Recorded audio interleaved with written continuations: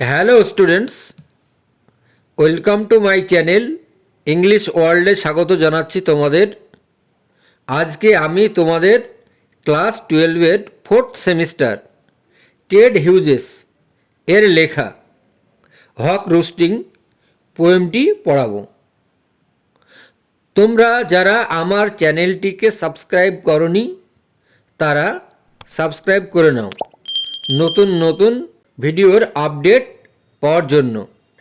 তো এবার দেখো about the poet and the poem. তো তার আগে আমি বলছি হক রোস্টিং।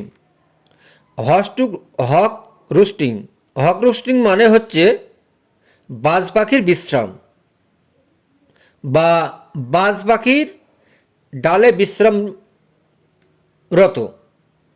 তো এবার চলো পড়ি about the poet Ted Hughes.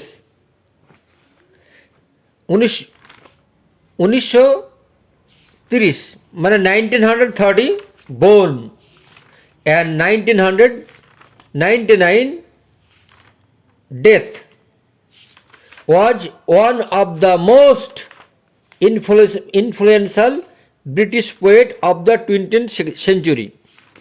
তিনি ছিলেন বিংশ শতাব্দীর একটা ব্রিটিশ কবি হিসাবে পরিচিত লাভ করেন।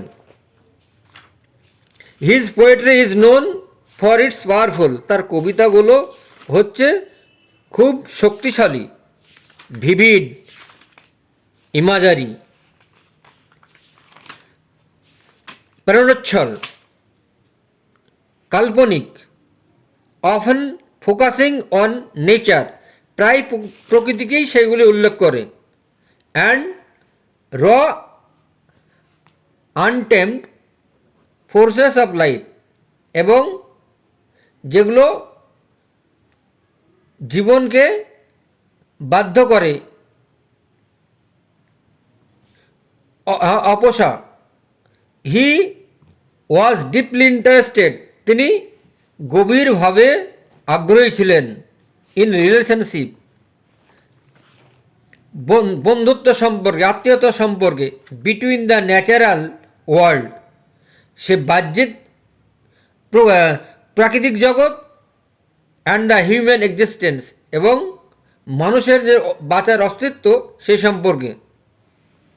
হি ওয়ার্কস, তার লিখার কাজগুলো often explores the theme of survival, তার লিখার কাজগুলো প্রায় সাবজেক্ট ম্যাটার যেগুলো ছিল survival, violence and instinctual aspect of life, survival সংগ্রামরত, ভায়োলেন্স বেঁচে থাকার লড়াই, সার্ভাইভাল, ভায়োলেন্স হিংস্রতা, ইনস্টিংচুয়াল অ্যাসপেক্ট অফ লাইফ, এবং জীবনের যেগুলো প্রত্যাহিক। Hawk roosting is a prime example. Hawk roosting হচ্ছে একটি প্রধান উদাহরণ, মুখ্য উদাহরণ অফ ইস ফ্যাসিনেশন, তার মুগ্ধকারী, উইথ নেচার, প্রকৃতির সঙ্গে, অ্যান্ড ইটস রুথলেস, এবং তার প্রকৃতির বিরুদ্ধে বা প্রকৃতির বাইরে, রুথলেস, প্রেডিটরি অ্যাসপেক্ট, এবং বিভিন্ন দিক সম্পর্কে। এবার এসো আমরা কবিতা নিয়ে পড়ি। About the poem, Haque roosting is a dramatic monologue. এটা ছিল মানে নাটকীয় স্বগতোক্তি, ড্রামাটিক মনোলগ। এই মনোলগ মানে হচ্ছে একজনেরই কথা থাকবে, একজনের ভাষণ। হ্যাঁ, যেই বলছে হক রোস্টিং হক রোস্টিং হক রোস্টিং, এই কথাগুলো। তাহলে ড্রামাটিক মনোলগ তোমরা বুঝতে পেরেছো? ইন হুইচ, যেখানে এ হক, একটি বাজ পাখি, স্পিক্স, কথা বলে, এজ এ সিম্বল, একটা প্রতীক হিসাবে, অফ পাওয়ার, ক্ষমতার, ডোমিনেন্স, থাকার, অ্যান্ড কন্ট্রোল, এবং সেটাকে বিরাজ করার দরকার, কর্তৃত্ব করার দরকার। দ্য পোয়েম এক্সপ্লোরস থিমস, কবি সাবজেক্ট ম্যাটারটা বলতে চেয়েছেন অফ পাওয়ার, শক্তি, অ্যারোগ্যান্স, দাম্ভিক, গাম্ভীর্য, অহংকার, ন্যাচারাল অর্ডার, প্রাকৃতিক প্রাকৃতিক অর্ডার, আদেশ, and the brutality of existence, এবং পাশবিক অবস্থার কথা বলা হয়েছে। দ্য হক, বাজ পাখি, পার্সড, নেমে আসলো, at the top of the food chain, একবারে খাবারের উদ্দেশ্যে এসে বসলো, একদম গাছের সব থেকে যেটা উঁচু ডাল, আমরাকে যাকে মগডাল বলি, সেই ডালে এসে বসলো। রিপ্রেজেন্টস, সে প্রতিনিধিত্ব করছে, জানাচ্ছে, দ্য আইডিয়া, ধারণা, অফ অ্যাবসলিউট পাওয়ার, তার বিশাল যে ক্ষমতা, সেই ক্ষমতার সে পাওয়ার দেখাচ্ছে।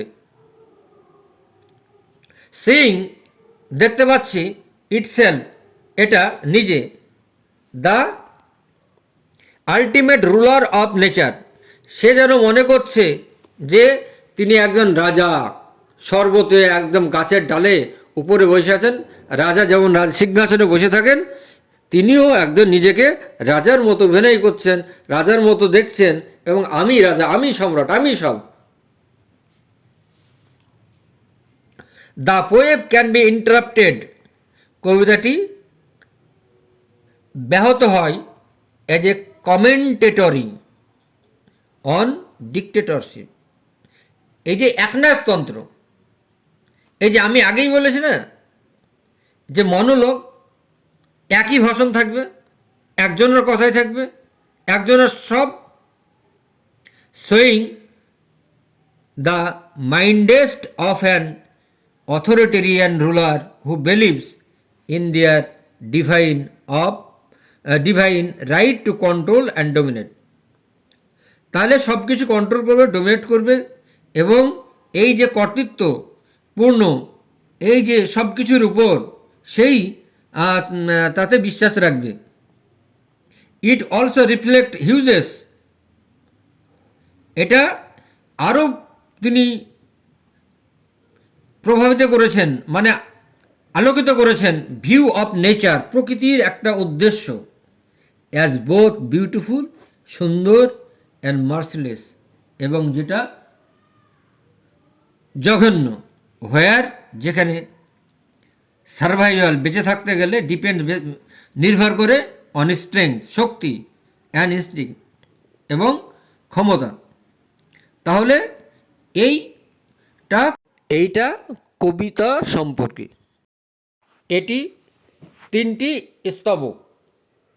প্রথম তিনটি হচ্ছে কোয়ার্টেন, আর শেষ দু লাইন, মানে চারটে করে লাইন আছে, চারটে করে, তাহলে তিন তিন চারে 12, এই তিনটা হচ্ছে কোয়ার্টেন, আর শেষের দু লাইন হচ্ছে কাফলেট। তো চলো আমরা পড়ি এবার।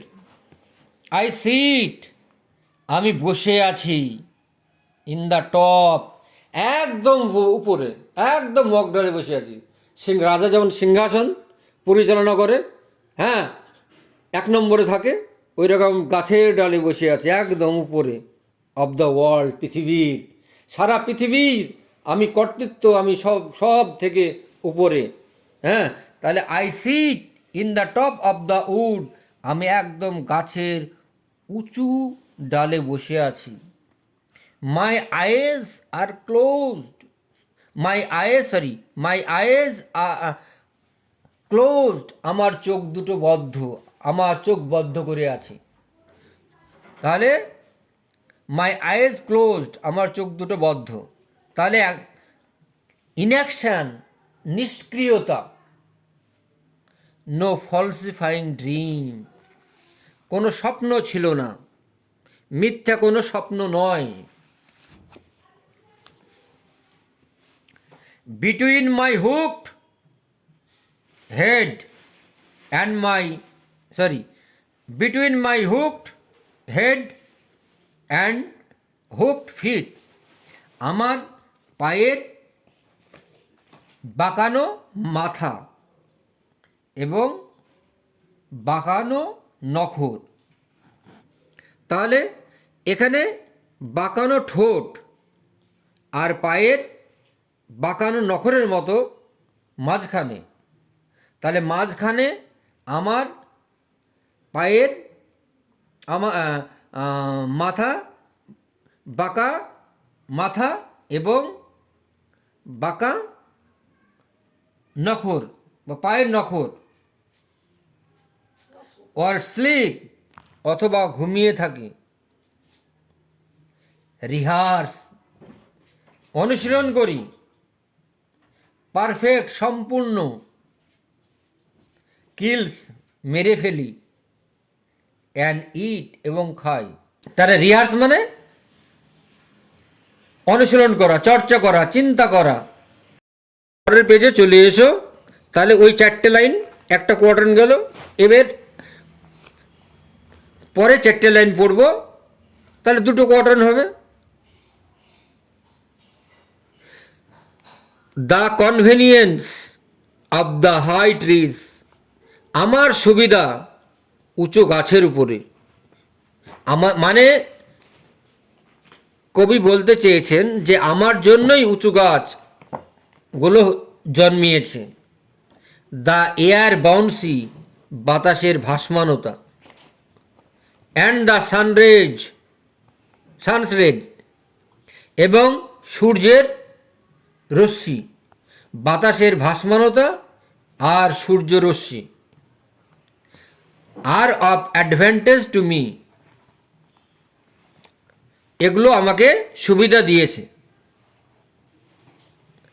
অ্যান্ড দ্য আর্থ ফেস, আর পৃথিবীর মুখ আপওয়ার্ড, উপরের দিকে।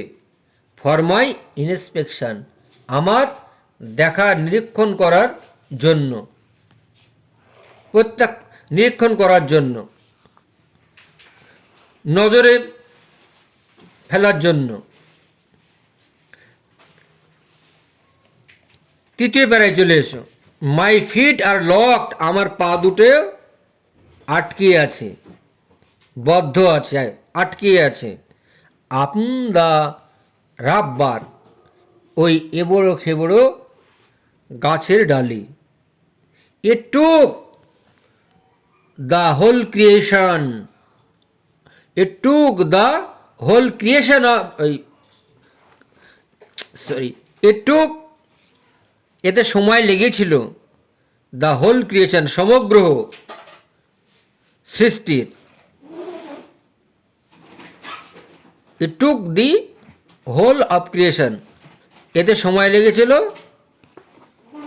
সমগ্র সৃষ্টির। টু প্রডিউস, উৎপন্ন করতে, তৈরি করতে। মাই ফুট, আমার পা দুটি। মাই ইচ ফিদার, আমার প্রত্যেকটি পালক। নাও, এখন আমি। হোল্ড, এখন আমি।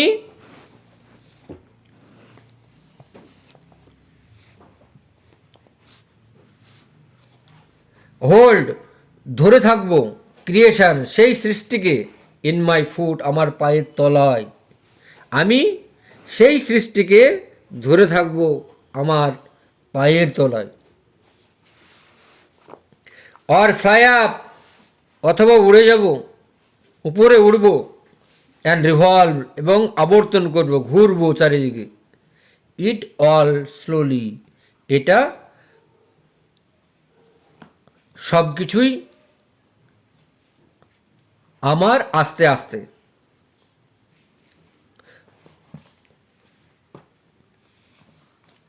আই কিল, আমি শিকার ধরতে পারি, আমি মেরে ফেলতে পারি। হোয়ার, যেখানে। আই প্লিজ, যেখানে খুশি সেখানে আমি ধরতে পারি, মারতে পারি। হ্যাঁ, যেমন ওকে প্রধানমন্ত্রী বলা যাবে, রাষ্ট্রপতি বলা যাবে এ বাজপাখিকে, বিকজ, কারণ ইট ইজ অল মাইন, এটা আমার জন্যই, এটা আমারই সব কিছু, এই পৃথিবীটাই আমার, এরকম বলতে চাইছে।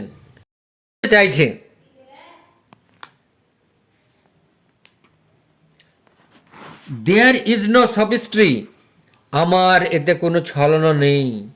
ইন মাই বডি, আমার দেহে। মাই ম্যানার্স, আমার ব্যবহার, আমার আচরণ, আর টিয়ারিং অফ হেড, তাদের মাথাগুলোকে আমি ছেড়ে ফেলতে পারি, তুলে নিয়ে আসতে পারি, ছেড়ে ফেলতে পারি। টিয়ারিং অফ মাই হেড, ছেড়ে ফেলতে পারি। আমি ওকে মারবো, তমককে মারবো, রামকে মারবো, এইসব কাজ। দ্য অ্যালটমেন্ট অফ ডেথ, মৃত্যুর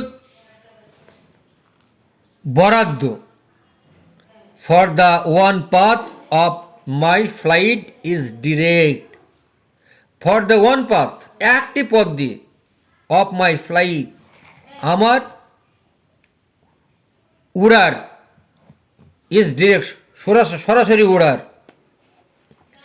থ্রু, মধ্য দিয়ে, দ্য বোনস, হাড়গুলো, অব দ্য লিভিং, জীবন্ত প্রাণীর হাড়গুলো মধ্য দিয়ে। নো আর্গুমেন্টস, কোনো কোনো আর্গুমেন্ট হবে না। মাই অ্যাসার্ট রাইট, আমার অধিকারের, মানে কোনো যুক্তিতর্ক হবে না কোনো আমার অধিকারে। The sun is behind me, সূর্য আমার পিছনে। Nothing has changed since I began, আমার কোনো কিছুই পরিবর্তন হয়নি যেদিন থেকে আমি শুরু করেছি। যেদিন থেকে আমি শুরু করেছি আমার কোনো কিছুই পরিবর্তন হয়নি। কোয়াড্রেন চলে গেল, এবার শেষ দু line couplet. My eye has permitted no change, আমার চোখের কোনো পরিবর্তন হয়নি। I am going to keep things like this, I am going to keep, আমি এইভাবেই রাখতে যাচ্ছি থিংস, জিনিসপত্রগুলো, লাইক দিস, এটাই, এই রকমভাবেই। আজকে তোমাদের ক্লাস 12-এর হক রোস্টিং এর পুরো অংশটাই পড়িয়ে দিলাম। তো আমি পরে এই দুটো কোশ্চেন, একটা কিংবা দুটো কোশ্চেন দেব 6 মার্কের, তোমাদের যেটা পড়বে, তো ওটা করলেই হয়ে যাবে। তো ভিডিওটি যদি ভালো লাগে লাইক, কমেন্ট, সাবস্ক্রাইব করে দিও। আজ এ পর্যন্তই, বাই।